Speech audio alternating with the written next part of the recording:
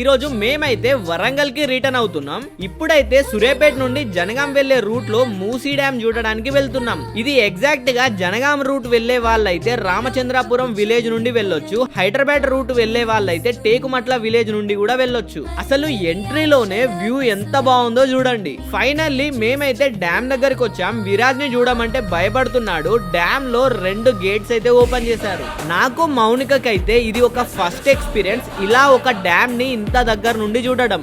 ఈ డ్యామ్ ఎంత మందికి తెలుసో కింద కామెంట్ చేయండి. అలాగే మీరు కూడా డ్యామ్ ని చూసి ఎంజాయ్ చేయండి. మళ్ళీ ఇంకో మినీ వ్లాగ్ లో కలుద్దాం.